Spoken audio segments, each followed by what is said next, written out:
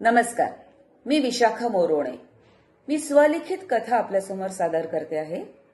अतिथी देवो भव. ऐन दुपारची वेळ होती. पुन्हा थोडीशी वरतीच आली होती.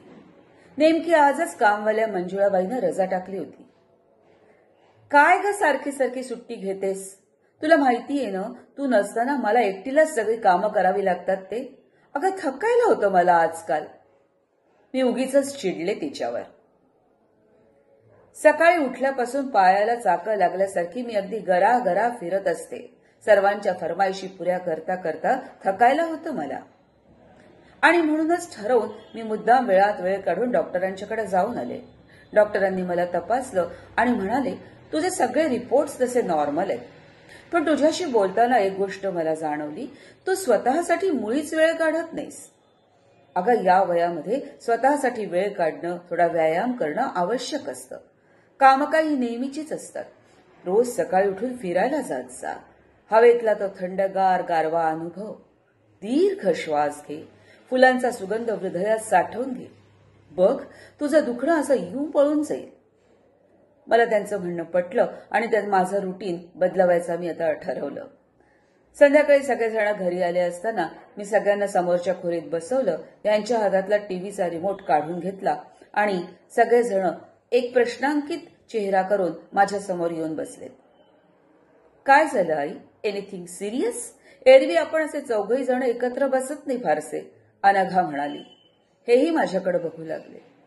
बोल, काय म्हणायचंय तुला? अर्णव म्हणाला. अरे आजकाल मला थोडंसं बरं वाटत नाही. काय होतंय तुला? आमच्या कोणाच्याच लक्षात आलं नाही. काही महत्वाचं आहे का? डॉक्टरकडे जायचंय का? नाही, मी जाऊन आले डॉक्टरकडे. डॉक्टर म्हणाले, तसं सगळं ठीक आहे, पण तू स्वतःसाठी थोडासा वेळ काढ. अरे काय होतं, दुपारी मी एकटी घरी असते. उगीच उदास उदास वाटतं, रडायला येतं. वाटतं सुख दुखतंय मला आणि मग अधिकच अपराधीपणाची जाणीव माझ्या मनामध्ये रुजू लागते आणि मला अधिकच उदास वाटतं. म्हणून डॉक्टरांच्या सल्ल्याप्रमाणे मी आता माझ्या रुटीनमध्ये बदल करायचं ठरवलंय. रोज सकाळी फिरायला जायचं आणि थोडा व्यायाम करायचं ठरवलंय. हत्तीच्या, एवढंच ना?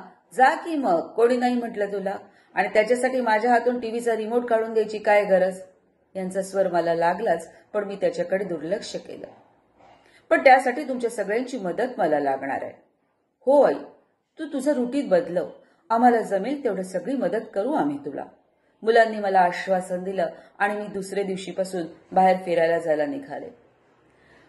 खूप आनंद झाला मला. तो उघडा निसर्ग माझ्या उघड्या डोळ्यांनी मी बघत होते. हवेतला गारवा मी अनुभवत होते. वातावरणातला सुगंध मी घेत होते आणि खरोखरच माझ्या चित्तवृत्ती फुलत चालल्या होत्या.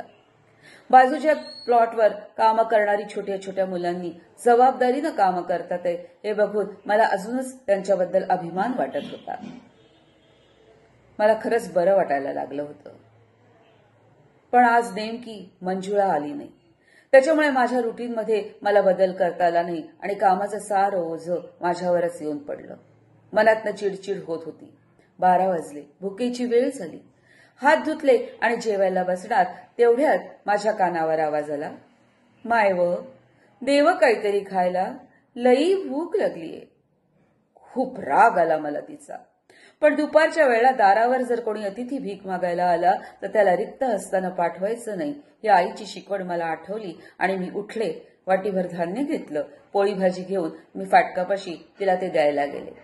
बघितलं, एक छोटीशी मुलगी आणि तिच्या ओढणीतही एक छोटंसं मूल. मी तिला पोळी भाजी दिली, धान्य दिलं आणि आपण काहीतरी खूप महान कार्य केलं आहे अशा तोऱ्यामध्ये माघारी वळले. तोच माझ्या कानावर एकदम कलकलाट आला. मी चिडून वळून बघितलं आणि थपकूनच गेले.